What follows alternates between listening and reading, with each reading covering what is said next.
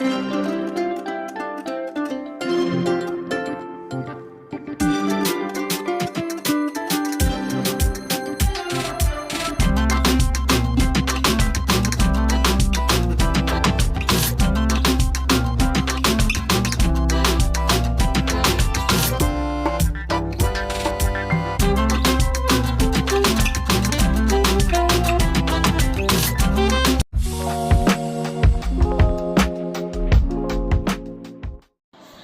શાંતિ, જય શ્રી કૃષ્ણ. કેમ છો બધા? મજામાં જ હશો તેવી પ્રભુ પિતા પરમાત્મા શિવ પાસે એટલી પ્રાર્થના કરું છું અને ભગવાનની કૃપા અને તમારા બધાના પ્રેમ અને દુઆઓથી હું અને મારો પરિવાર બધા જ ખુશખુશાલ છીએ.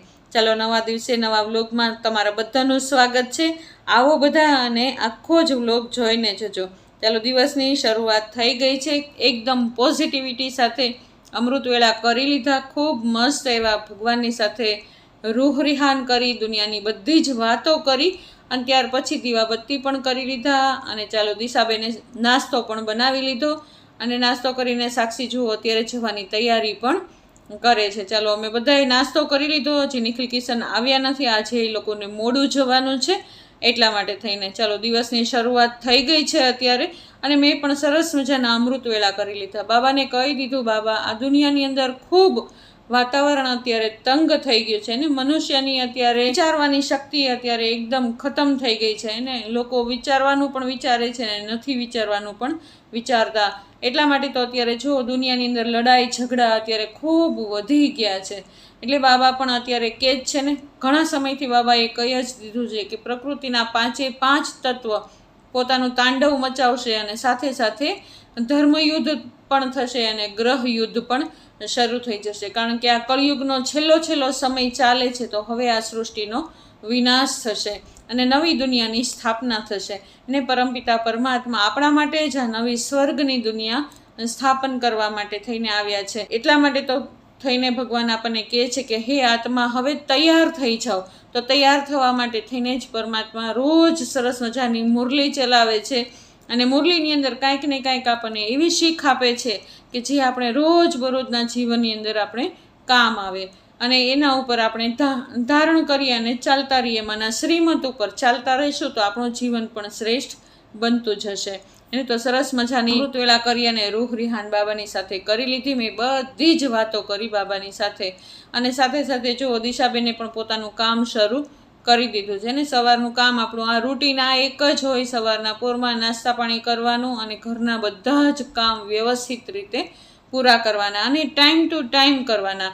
કારણ કે નાનું હોય, નાનું બાળક ઘરની અંદર હોય તો આપણે સમયે કામ કરી દઈએ ને તો આપણે બાળકોની સાથે પણ ટાઈમ સરખી રીતે વિતાવી શકીએ. એટલે દિશા પણ જો અત્યારે પોતાનાથી બનતું એટલું મહેનત કરે કે જ્યાં સુધી ધ્યાન ઉઠે નહીં ને ત્યાં સુધી એ બધું જ કામ નિપટાવી દે હે. અને હું તો હોવ જ તે, તો સાથે સાથે હું પણ હાથવટકાની જે મદદમાં આવી જાઉં એને મારાથી બનતું હોય એટલું હું બધું જ કામ કરાવું. હું બેસું નહીં, હા, મને બેસવું બિલકુલ ન ગમે, પણ હમણાંથી ખબર નહીં શરીર છે ને એ સાથ આપતું નથી. ક્યારેક ગોઠણ દુખતો હોય તો ક્યારેક કમર દુખતો હોય હે ને. પણ બાબાએ તો કીધું છે ને કે જ્યારે કાંઈ પણ દુખતું હોય ને શરીરનો દુખાવો ત્યારે એમ કહેવાનું કે વાહ મારા ગોઠણ, વાહ મારી કમર, વાહ. કારણ કે આટલા સમય સુધી એટલો સથવારો કરાવ્યો છે, એટલા સમય સુધી એને નાનપણથી અત્યાર સુધી એટલું સરસ મજાનું શરીર ચલાવ્યું છે, તો એનો પણ ધન્યવાદ તો કરવો જ જોઈએ ને. કોણ સાથ આપે એટલો બધો? તો આપણું શરીર છે કે જે આપણી સાથે અત્યારે ચાલે છે. ભલે એ શરીરને છોડીને જવાનું જ છે, પણ અત્યારે તો એ આપણી સાથે છે ને, તો એનો ધન્યવાદ હંમેશા ખુદે ધન્યવાદ કરવો જ જોઈએ. અને તો આ શરીર પણ એને પોઝિટિવિટી સાથે આપણો સાથ જરૂર આપશે. ચાલો, દિશાબેન તો સરસ મજાની શરૂઆત કરી દીધી છે અને પ્લેટફોર્મ એને ખૂબ સરસ રીતે સાફ કરી દીધું.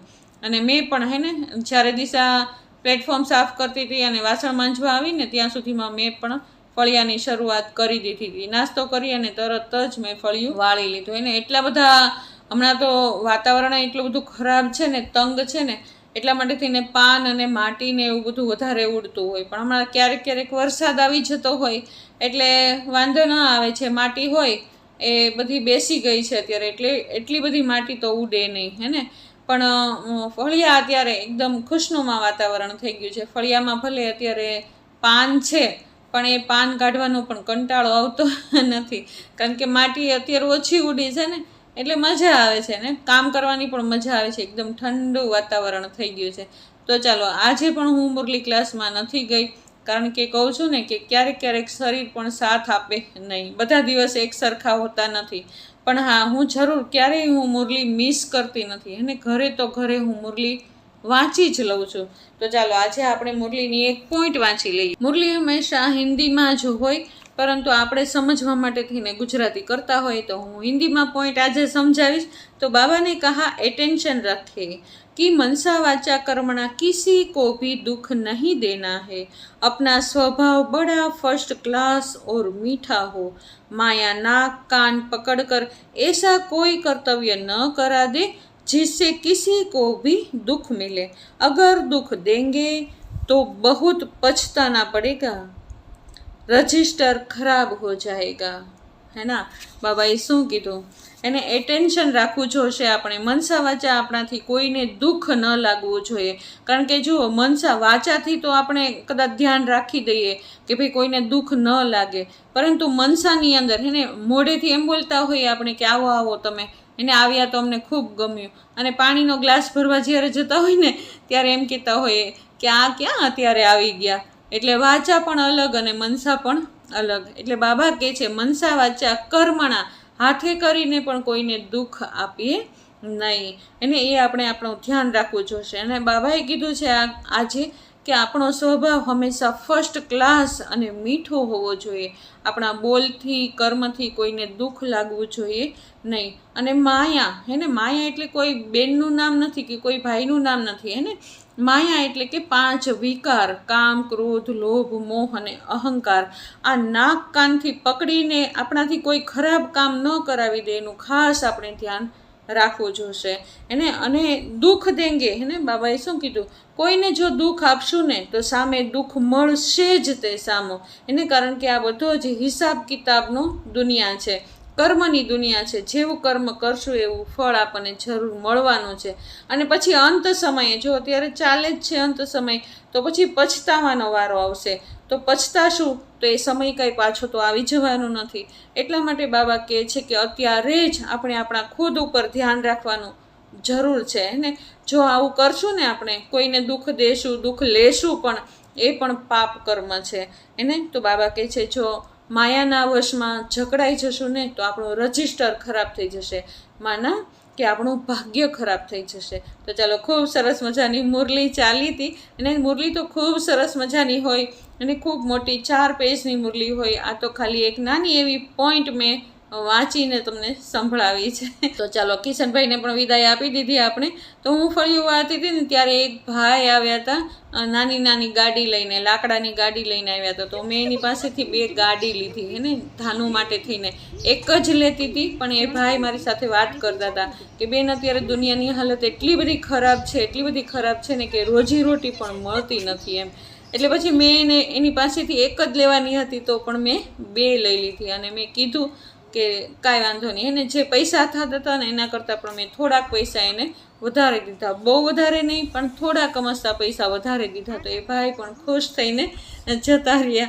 એને કારણ કે આપણે જો કર્મણાથી પણ આપણે દુઆઓ લઈ શકીએ છીએ. તો મને પણ આનંદ થયો ને એને પણ આનંદ થઈ ગયો. ચાલો, ધાનુબેન ઉઠી ગયા છે, તો ધાનુબેનની સાથે ખૂબ મસ્તી કરી લઈએ. અને હમણાં તો તમને ખબર છે ને, શીખી ગઈ છે ફોનમાં વાતો કરતા. અને ચાલો, હવે ધાનુબેનની સાથે રમી કારવીને જઈએ આપણે કિચનની અંદર. તો કિચનની અંદર આપણે બાબાની થાળીમાં આજે શું ધરવાના છીએ? તો આજે બનાવવાના છીએ અડદની દાળ. મસ્ત એવી અડદની દાળ, કેટલા સમયથી કરી નથી, તો મેં નાખી દીધું છે એની અંદર અડદની દાળ. 1 વાટકો ભરીને અડદની દાળ છે. મગની છડી દાળ એના કરતાં અડધી, અને એનાથી પણ અડધી ચણાની દાળ. એને તો ચાલો, સરસ મજાની મેં 3-4 પાણીએ અડદની દાળ ધોઈ નાખી છે. કારણ કે જ્યારે ડબ્બામાં ભરતા હોઈએ ને અડદની દાળ, ત્યારે કોઈ પણ દાળ ભરતા હોય ત્યારે અમે એની અંદર છે ને થોડુંક મીઠું નાખી દઈએ. કે મીઠું નાખી દઈએ ને તો એની અંદર કોઈ જાતની જીવાત કે ભેજ કે એવું કાંઈ થાય નહીં. તો એ મીઠું અંદર હોય એટલે એ દાળને ધોવી પડે. અને અમસ્તા પણ અડદની દાળની અંદર અલગથી કંઈક પાવડર આવતો હોય તો એને પણ ધોવી પડે. તો એ બધું જ સફેદ પાણી એકદમ જતું ન રહે ત્યાં સુધી આપણે 3-4 પાણીથી ધોઈ લીધી. ચાલો દાળને ઓરી દીધી છે અને ઓરતી સમયે તમે એની અંદર હળદર, મીઠું અને સહેજ મસૂર તેલ નાખી દીધું, જેનાથી દાળ ઉભરાશે નહીં. અને કારણ કે અડદની દાળમાં સહેજ મસૂર પાણી આપણે વધારે નાખીએ તો એ ઉભરાઈ જાય. ચાલો સાથે સાથે ભાખરીનો લોટ બાંધી લીધો છે. તો સાથે આજે બનાવશું ભાખરી. અને કારણ કે અડદની દાળની સાથે કાં તો ભાખરી સારી લાગે અને કાં તો પછી રોટલો સારો લાગે. તો ચાલો આજે અડદની દાળની સાથે ભાખરી બનાવી નાખીએ.